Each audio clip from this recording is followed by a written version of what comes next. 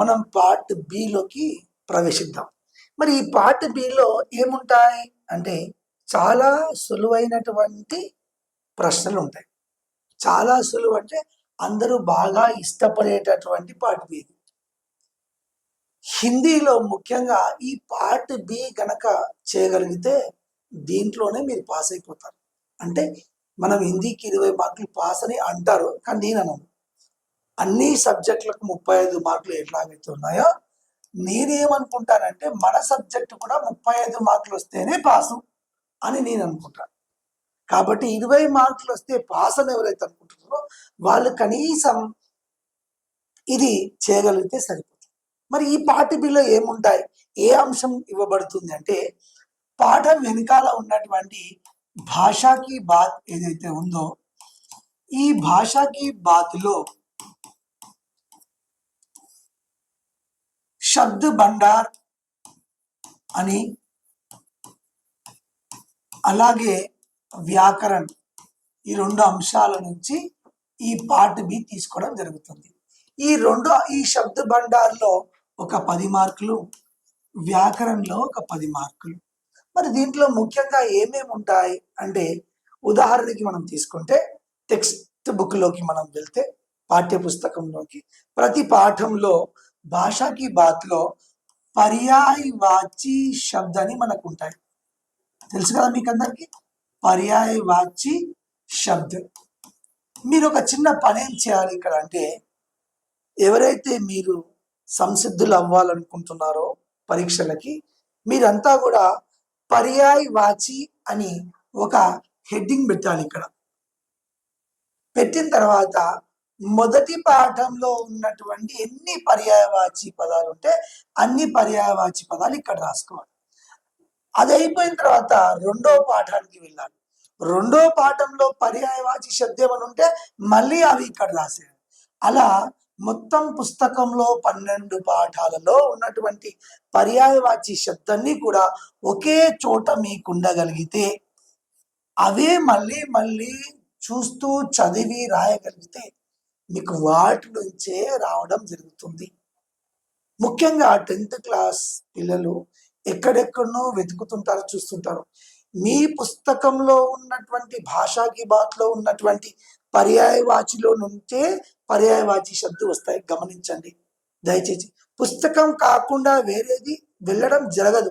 ఒకవేళ వెళ్ళినా చాలా కొద్ది మొత్తంలో వెళ్తారు తప్ప ఎక్కువ మొత్తంలో వెళ్ళరు. కాబట్టి పుస్తకం పాఠం వెనకాల తిప్పి కొడితే నేను అనుకుంటాను పర్యాయవాచి శబ్దం ప్రతి పాఠంలో నుంచి మనం అలా రాస్తే గనక 18 నుండి 20 పర్యాయవాచాలకు మించి ఉండవు. కాబట్టి అవే మీరు బాగా గనక చదివి రాయగలిగితే మీకు పర్యాయవాచి సంబంధించి ఎన్ని ప్రశ్నలు వచ్చినాయో అన్ని మార్కులు మీ జేబులో ఉన్నట్టు దయచేసి గమనించండి. అలాగే పర్యాయవాచి కాకుండా విలోమ శబ్దం ఉంటాయి, తర్వాత ఉపసర్గ ఉంటాయి, పరసర్గ లేదా ప్రత్యయం ఉంటాయి. ఇలా చాలా అంశాలు ఉంటాయి, వ్యాకరణ అంశాలు. ఈ వ్యాకరణాంశాలు అన్నింటికి కూడా 10 ప్రశ్నలు వస్తాయి. 10 వ్యాకరణాంశాలు ఈ భాషకి బాత్లో మనం చదువుకుంటే సరిపోతుంది. అవేమిటి అనేవి నేను మళ్ళీ మీకు పూర్తిగా వివరణ ఇస్తాను. ఇప్పుడు మాత్రం ఇలా మనం టూకీగా చూసుకుంటూ వెళ్దాం. శబ్ద భండార్కి సంబంధించి ఏముంటాయి అంటే అర్థాలు. ఈ పదానికి అర్థం ఏమిటి, మరి ఒక పదానికి కిందికి పైకి లేదా పక్కకు వెనకాల ఇవ్వడం జరుగుతుంది, వాటిని సరిచేసి రాయడం ఉంటుంది. అలాగే శుద్ధ వర్తని సంబంధి అంటే శుద్ధ వర్తని అంటే వర్తని అంటే స్పెల్లింగ్, శుద్ధ వర్తని అంటే స్పెల్లింగ్ కరెక్ట్ చేసి రాయడం అంటే తప్పుగా ఉంటుంది. ఉదాహరణకు బన్ ఉంటుంది, ఈ బన్ కా శుద్ధ వర్తని క్యా అంటే వన్. వన్ అంటే అడవి. ఈ అడవి అనే వన్ అనేది ప్రకృతి అయితే బన్ అది వికృతి. తెలుగులో ప్రకృతి వికృతులు ఉంటాయి కదా మనకు, అలాగా. మరి ఈ బన్ కా శుద్ధ రూప్ క్యా అంటే వన్. ఇలా అడుగుతుంటాయి. ఇవన్నీ కూడా శబ్ద భండార్ కిందికి వస్తాయి. కాబట్టి మనం ఒకసారి ఈ పార్ట్ బి చూసుకుంటూ ముందుకెళ్దాం. పార్ట్ బిలో చూడండి, చాలా మంది పిల్లలు ఏం చేస్తుంటారంటే పార్ట్ బిలో కేవలం బహువికల్పీయ ప్రశ్న అని అంటారు హిందీలో వీటిని. ఇంగ్లీష్లో వీటిని ఎంసీక్యూస్ అంటే మల్టిపుల్ చాయిస్ క్వశ్చన్స్. ఇక్కడ ఒక ప్రశ్న ఉంటుంది, వాటి కింద ఏబిసిడి ఆప్షన్స్ ఉంటాయి. దీంట్లో ఏది కరెక్ట్ అయిన జవాబో, ఉదాహరణకు దోఖా అనుకుందాం, ఈ ఏ అనేది ఇక్కడ రాయాలి. చాలా మంది పిల్లలు ఏం చేస్తుంటారంటే ఇక్కడ క్యాపిటల్ ఏ చక్కగా రాయబడింది, క్యాపిటల్ ఏ ఉన్నదాన్ని కూడా పిల్లలు స్మాల్ ఏ పెడుతుంటారు. చాలా గమ్మత్తుగా అనిపిస్తుంటది. అంటే పిల్లలకు ఏది ఉందో కూడా చూసి గుర్తుపట్టలేనంతగా అయిపోయారు ఈ మధ్యలో. అంటే అక్కడ క్యాపిటల్ ఏ ఉంటే ఇక్కడ స్మాల్ ఏ ఎందుకు పెడతారో పెట్టొద్దు అట్లాగా. అంటే ఇది ఏనే కదా సార్, ఇది ఏనే కదా, ఏమవుతుంది పెడితే? మరి ఇక్కడ సూచనలు ఇచ్చారు మనకు, సూచనల ఆధారంగానే మనం ఇవ్వాలి. సూచనలు మనం అతిక్రమించినట్టు అవుతుంది. కాబట్టి ఇక్కడ క్యాపిటల్ ఏ ఉంటే క్యాపిటల్ ఏ, క్యాపిటల్ బి ఉంది కాబట్టి ఇవే ఉంచాలి. కొంతమంది ఏం చేస్తుంటారంటే ఇంకా అత్యుత్సాహంతో 1, 2, 3 వేస్తుంటారు. ఇంకా కొంతమంది ఏం చేస్తుంటారంటే ఇక్కడ ఏదైతే పదం ఉందో ఆ పదాన్ని ఇక్కడ రాస్తుంటారు. ఇవి ఏవైనా కూడా సూచనని అతిక్రమించినట్టే. ఒకవేళ ఎగ్జామినర్ పరీక్ష పేపర్లు దిద్దేటటువంటి వ్యక్తి దీన్ని కనుక ఏబిసిడిలో కాకుండా ఇంకేమిట్లో ఉన్నా కూడా ఆయన తప్పు వేసేటటువంటి అధికారం ఆయనకు ఉంది. ఎందుకంటే ఈ సూచనల ఆధారంగా. కాబట్టి మనం ఓవర్ రైటింగ్ చేయకుండా, అతి చేయకుండా ఇక్కడ ఏముంటే అదే రాసే ప్రయత్నం చేద్దాం. ఇప్పుడు వీటికి సంబంధించినటువంటి ఇన్స్ట్రక్షన్స్ అంటే సూచనలు కూడా ఇక్కడ ఉన్నాయి. ఆ సూచనలు కూడా ఒకసారి మనం ఏం చేద్దాం చూద్దాం. ఈ పార్ట్ బికి మొత్తం 30 నిమిషాలు. 30 నిమిషాలు అంటే ఇంచుమించు 1.5 నిమిషం మనకు ఒక్కొక్క ప్రశ్నకు ఉందని అర్థం. ఇక్కడ చూద్దాం ఒకసారి ఇన్స్ట్రక్షన్స్ ఏమున్నాయో ఇంగ్లీష్లో ఉన్నాయి, చదువుదాం ఒకసారి. Answer all the questions of part be on the question paper it self and attach it to the answer booklet part A. Part A ఏదైతే మనం రాసామో ఆన్సర్ షీట్ లో, ఆ పార్ట్ ఏ ఎంతవరకు అయితే 1, 2, 3, 4 పేపర్లు ఉంటాయి, ఆ పేపర్లతో పాటు ఈ పార్ట్ బి పేపర్ని ట్యాగ్ చేయమంటున్నారు. ఈ పార్ట్ బికి సంబంధించిన ప్రతి జవాబు కూడా మీరు ఎక్కడ రాయద్దు, ఈ బ్రాకెట్లని హిందీలో కోష్టక్ అంటారు. ఈ కోష్టక్ లోనే రాయాలి. కోష్టక్ బయట రాయద్దు, అక్కడ సరిపోతుంది. ఇక్కడ ఉదాహరణకు ఏ ఉంటే ఏ చక్కగా దీంట్లో వచ్చేస్తుంది, బి చక్కగా దీంట్లో వచ్చేస్తుంది, సి చక్కగా దీంట్లో వచ్చేస్తుంది. అది రాద్దాం. చూద్దాం ఒకసారి ఇక్కడ సూచనలు చూద్దాం. చదువుకుందాం అనుకున్నాం కదా, అలాగా దీంట్లోనే రాయాలి. ఒకటో సూచన. రెండవ సూచన, candidates must use capital letters. మీకు ఇంతకుముందు చెప్పాను, క్యాపిటల్ లెటర్ ఉంటే క్యాపిటల్ స్మాల్ లెటర్ రాస్తున్నారని. ఇక్కడ ఏమన్నాడు, మస్ట్ యూజ్ అన్నాడు. మస్ట్ అంటే తప్పకుండా అని అర్థం. తప్పకుండా ఈ క్యాపిటల్ లెటర్ లో ఉన్నటువంటి ఏబిసిడిలోనే రాయాలి, ఆర్డీనే రాయాలి. మీరు స్మాల్ ఏలో కానీ 1, 2, 3 కానీ రాయకూడదని అర్థం. అలాగే ఇక్కడ ఉన్నటువంటి పదాన్ని కూడా ఇక్కడ రాయాలి. ఇంకా కొంతమంది ఇంకా అత్యుత్సాహంతో ఏం చేస్తారంటే ఇక్కడ టిక్ కొట్టేస్తారు అంతే. ఏ ఉంటే ఏ టిక్ కొట్టి, సి ఉంటే సిని ఇలా టిక్ వస్తుంది, ఇలా టిక్ కొడతారు కానీ దీంట్లో రాయాలి. ఇది కూడా తప్పే.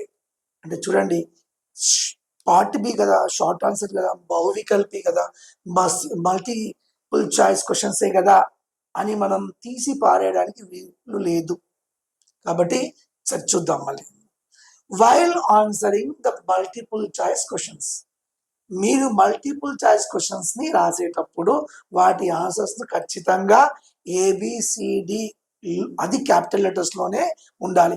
ఇంత సూచించిన తర్వాత కూడా ఎవరైనా ఇలా చేస్తే ఖచ్చితంగా ఎగ్జామినర్ నిర్దాక్షిణంగా తప్పు కొట్టేసి 0 మార్కులు వేసే అవకాశం ఉంటుంది. తర్వాత మీరు అరిచి గొగ్గోలు పెట్టినా కూడా మనం నష్టపోతాం. కాబట్టి ఇది బాగా గమనించాల్సిన విషయం, బాగా దృష్టిలో ఉంచుకోవాలి. ఇప్పుడు మనం ఒక్కొక్కటి చదువుకుంటూ ఎక్స్ప్లెయిన్ చేసుకుందాం.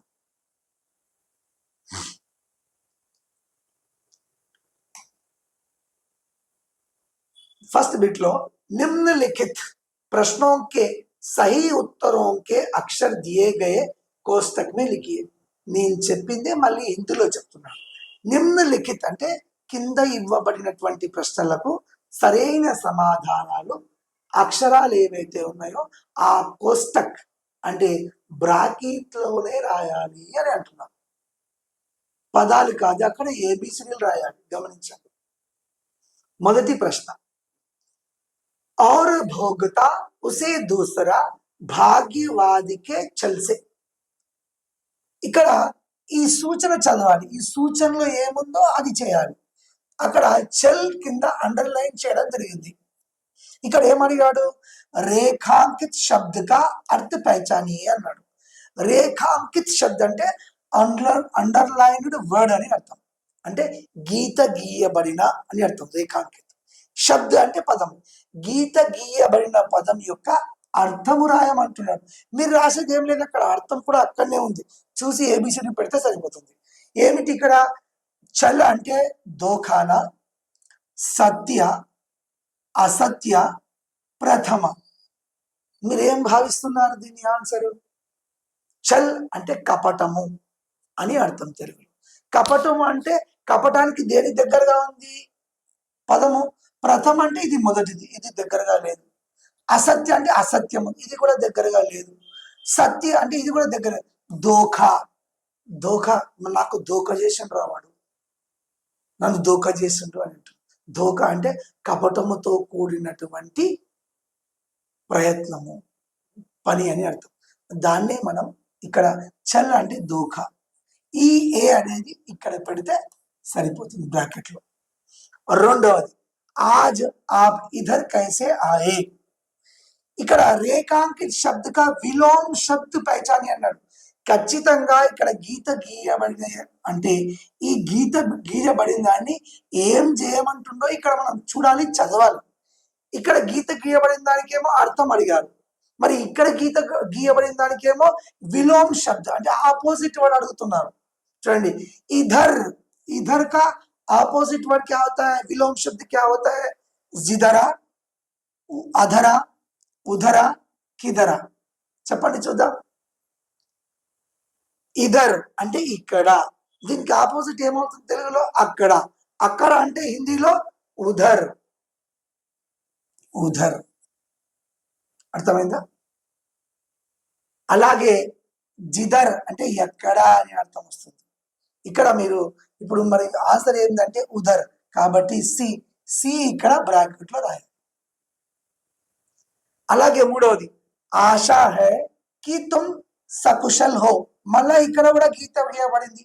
ఈ గీత గీయబడిన దాన్ని ఏం చేయమన్నారు? చూడండి, రేఖాంకిత్ శబ్ద అంటే గీత గీయబడిన. ఉపసర్గ పహచాని అన్నారు. అంటే ఇప్పుడు మీకు ఉపసర్గ తెలిసి ఉండాలి. ఉపసర్గని దేనిని అంటారు అంటే, మీకు ఇంగ్లీష్ కొంచెం ఫార్వర్డ్ గా ఉంటారు కాబట్టి ప్రిఫిక్స్ అంటారు. ప్రిఫిక్స్ ని హిందీలో ఉపసర్గ అంటారు. ప్రిఫిక్స్ అంటే ఒక పదానికి ముందు వచ్చి చేరి ఆ పదాన్ని అర్థాన్ని మార్చడం, లేదా ఆ పదాన్ని ఒక విశేష అర్థంగా చేస్తే దాన్ని ప్రిఫిక్స్ అంటాం. ఉదాహరణకు చిన్న ఉదాహరణతో నేను మీకు మీ ముందుకి ప్రయత్నం చేస్తాను. సత్య, ధర్మ, న్యాయ్ అనే మూడు పదాలను నేను తీసుకుంటున్నాను. ఈ మూడు పదాలకి ఒక అక్షరం కానివ్వండి, ఒక పదము కానివ్వండి, ఒక పదానికి ముందు వచ్చి చేరి ఆ పదాన్ని అర్థాన్ని మార్చేసి. చూడండి, ఇప్పుడు ఉదాహరణకి ముగ్గురు ఫ్రెండ్స్ అనుకుందాం. ఈ ముగ్గురు ఫ్రెండ్స్ కి ఒక వేరొక ఫ్రెండ్స్, కొంచెం అల్లరి చిల్లరగా తిరిగేటటువంటి ఫ్రెండ్ అనుకుందాం, గాలి తిరుగు తిరిగే ఫ్రెండ్. ఈ ఆ అనే ఫ్రెండ్ ఈ ముగ్గురితో ఫ్రెండ్షిప్ చేసి వీళ్ళని కూడా పక్కదారి పట్టిస్తున్నాడు. చూడండి, ఈ న్యాయం ముందు ఆ వచ్చి కూర్చుంది అనుకుందాం ముందు, అప్పుడు ఏమైపోయింది? ఇది అన్యాయ్. Very good. ఇప్పుడు సత్య ముందు ఆ వచ్చి చేరింది అనుకుందాం, ఏమైపోయింది? ఇది సత్య అసత్య అయిపోయింది. అంటే ఇక్కడ విలోమ్ శబ్ద్ అంటే అర్థాన్ని పూర్తిగా వ్యతిరేకంగా మార్చేస్తుంది. అర్థాన్ని విలోమ్ శబ్ద్ ఆపోజిట్ వర్డ్ గా మార్చేస్తుంది. అలాగే ఇదే ఆ, ఇది ఏం మారడం లేదు, కానీ ఇక్కడున్న ధర్మం ముందు వచ్చి చేరి అధర్మం చేస్తుంది. న్యాయ కాస్త అన్యాయ అయిపోయింది, సత్య కాస్త అసత్య అయిపోయింది, ధర్మం కాస్త అధర్మ అయిపోయింది. అంటే చూడండి, ఇలా ఇలా ముందు వచ్చి చేరి అర్థాలని మార్చేటటువంటిదే ఇదే ఉపసర్గ. వీటినే ఉపసర్గ అంటారు. ఇప్పుడు చూద్దాం, మరి ఇక్కడ ఉపసర్గ ఏముంది? ఇప్పుడు ఏముంది అంటే ఇక్కడ స కుశల్ అని ఒక పదం ఉంది. ఇక్కడ ఉపసర్గ గమనించండి, చూద్దాం.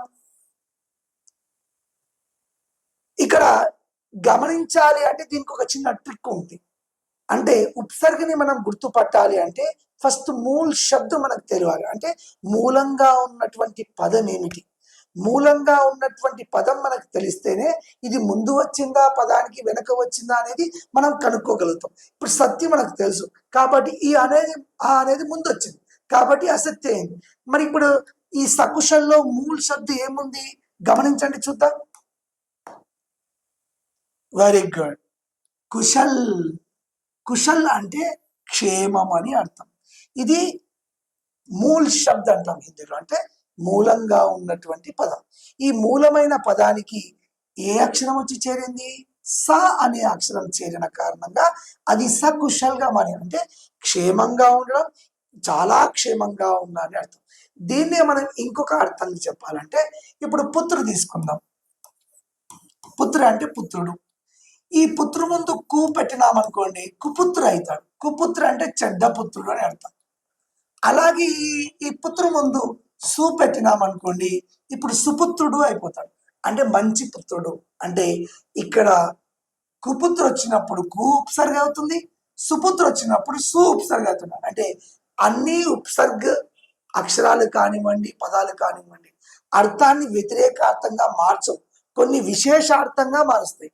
ఎట్లాగైతే పుత్రు కు వచ్చినప్పుడు కుపుత్ర అంటే వ్యతిరేకంగా మార్చింది, అలాగే సుపుత్రుడు అంటే ఇంకా మంచి పుత్రుడు, చాలా మంచి పుత్రుడు, ఇలా విశేష అర్థంగా కూడా ఉంటాయి. ఈ రెండు రకాలుగా మనకు ఉపసర్గ పనిచేస్తుంది. కాబట్టి ఇక్కడ సకుశల్లో ఏముందంటే సా అనేది మనకు ఉపసర్గ.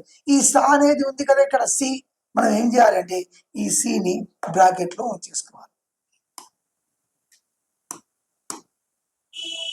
సి సి బ్రాకెట్ లో, ఇది చాలు. అలాగే శుద్ధ వర్తని వాలా శబ్ద పహచాని. శుద్ధ వర్తని అంటే ఇంతకుముందు చెప్పాను, వర్తని అంటే స్పెల్లింగ్ అని, అంటే కరెక్ట్ స్పెల్లింగ్. శుద్ధ వర్తని కరెక్ట్ స్పెల్లింగ్ ఉన్నటువంటి చూసి గుర్తించండి అంటున్నాడు. పర్యావరణ్, పర్యావరణ్, పర్యావరణ, పర్యావరణ్. దీంట్లో సరి అయిన పదం ఏదో గుర్తించమని చెప్పండి, చూద్దాం ఏముంది. మనం తరచుగా పుస్తకంలో ఏ పదాన్ని ఎక్కువగా చూస్తుంటాం? ఎస్, వెరీ గుడ్, మీరు చెప్పింది కరెక్ట్, బి, పర్యావరణం. అలాగే ఇలా 1, 2, 3, 4 ఎన్ని ప్రశ్నలు ఉంటే అన్ని ప్రశ్నలు క్షుణ్ణంగా చదివి సూచనలు చదివి ఏబిసిలు ఇలా ఉంచాలి. ఈ రకంగా అన్ని ప్రశ్నలు ఇలాగే మీరు చేయవలసి ఉంటుంది.